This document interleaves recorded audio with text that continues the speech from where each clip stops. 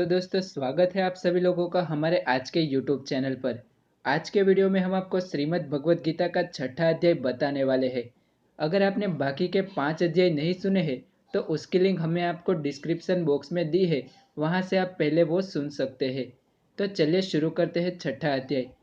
श्री भगवान अर्जुन से कहते हैं कि जो पुरुष कर्मफल का आश्रय न लेकर कर्म का आश्रय लेता है वो सन्यासी तथा योगी होता है।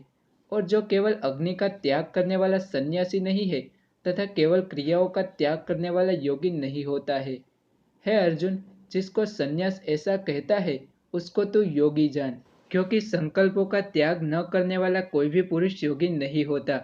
योग के आरूढ़ में होने की इच्छा वाले मननशील पुरुष के लिए योग की प्राप्ति में निष्काम भाव से कर्म के प्रति हेतु होता है। अपने द्वारा अपना संसार समुद्र से उद्धार करे और अपने को अधोगति में न डाले, क्योंकि यह मनुष्य आपका मित्र भी है और आपका शत्रु भी है।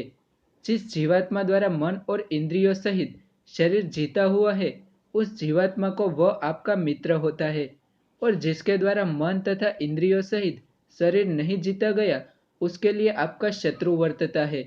सर्दी गर्मी और सुख दुख आदि में मान और अपमान में जिसके अंतःकरण की वृत्तियां भली भांति शांत रहती है, ऐसे स्वाधीन आत्मा वाले पुरुष के ज्ञान में परमात्मा सम्यक स्वरूप से स्थित रहते हैं, अर्थात उसके ज्ञान में परमात्मा के सिवा अन्य कुछ भी नहीं होता। जिसका अंतःकरण ज्ञान विज्ञान से तृप्त है, जिसकी स्थिति विकार रहित है, जिसकी इंद्रिय भली भांति जीती हुई है, जिसके लिए मिट्टी पत्थर और सुवर्ण समान होता है, वो पुरुष योगी अर्थात भगवान को प्राप्त होता है, ऐसा कहा जाता है। मित्र वैरी उदासीन मध्यस्थ दृश्य और बंद गुणों में धर्मात्माओं को पापियों में भी समान रखने वाला अत्यंत श्रेष्ठ होता है।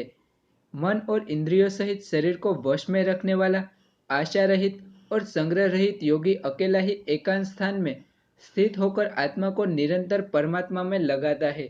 युद्ध भूमि में जिसके ऊपर क्रमशः कृषा मृगशाला और वस्त्र बिछे है, जो न बहुत ऊंचा है और न बहुत नीचा, ऐसे अपने आसन को स्थिर स्थापन करके उस आसन पर बैठकर चित्त और इंद्रियों की क्रियाओं को वश में रखते हुए मन को एकाग्र करके अंतःकरण की शुद्धि के लिए योग का अभ्यास करे। काया सिर और गले को समान एवं अचल धारण करके स्थित होकर अपनी नासिका के अग्रभाग पर दृष्टि जमाकर अन्य दिशाओं को न देखता हुआ मुझ में रहने वाली परमानंद की शक्ति को प्राप्त होता है। हे अर्जुन, ये योग न तो बहुत खाने वाले का और न बिल्कुल खाने वाले का, न बहुत शयन करने वाले का, न उग्र स्वभाव वाले का, तथा न सदा जागने वाले का सिद्ध होता है।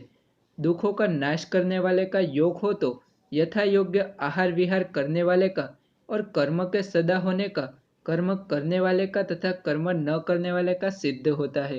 जो दुख रूप संसार के संयोग से रहित है तथा जिसका नाम योग है उसको जानना चाहिए।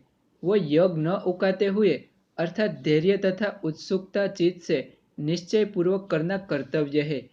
संकल्प से उत्पन्न होने वाली संपूर्ण कामनाओं को निशेष रूप से त्याग कर और मन के इंद्रियों को समुदाय को सबको भली भांति जानना चाहिए, क्योंकि जिसका मन भली भांति प्रकार से शांत हो गया है, जो पाप से रहित होता है और जिसका रजोगुण शांत हो गया है, ऐसे सच्चिदानंद ब्रह्म के साथ ही उत्तम आनंद का प्राप्त होता है।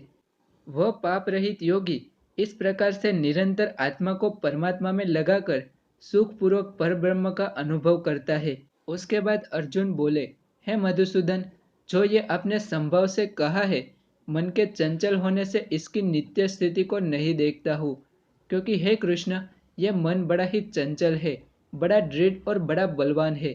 इसको वश में करने से मैं दुष्कर मानता हूँ। श्री भगवान बोले, हे महाबाहो, निस्संदेह मन चंचल और कठिनता से वश में होता है, परंतु हे कुंती पुत्र अर्जुन, यह अभ्यास और वैराग्य से वश में होता है। जिसका मन वश में किया हुआ नहीं है, ऐसे पुरुष द्वारा योग्य दुष्प्राप्य है, और वश में किए हुए मन वाले प्रयत्नशील पुरुष साधक से प्राप्त हो जाते हैं। ये मेरा मत है। हे पार्थ, प्रयत्न पूर्वक अभ्यास करने वाला योगी तो पिछले अनेक जन्मों के संस्कार के बल से जन्म में सिद्ध होकर संपूर्ण पापों से रहित हो जाता है और वो परम गति को प्राप्त होता है। योगी तपस्वियों में श्रेष्ठ है, शास्त्र ज्ञानियों में भी श्रेष्ठ माना जाता है और सकाम करने वालों से भी योगी श्रेष्ठ है। इससे हे अर्जुन, तू योगी हो और कर्म कर। संपूर्ण योगियों में जो भी श्रद्धावान योगी मुझ में लगे हुए अंतरात्मा से मुझे निरंतर भजता रहता है, वो योगी मुझे परम श्रेष्ठ मान्य है। इसी के साथ आज का छठा अध्याय भी संपूर्ण होता है। तो आशा है कि आज का वीडियो आपको पसंद आया होगा।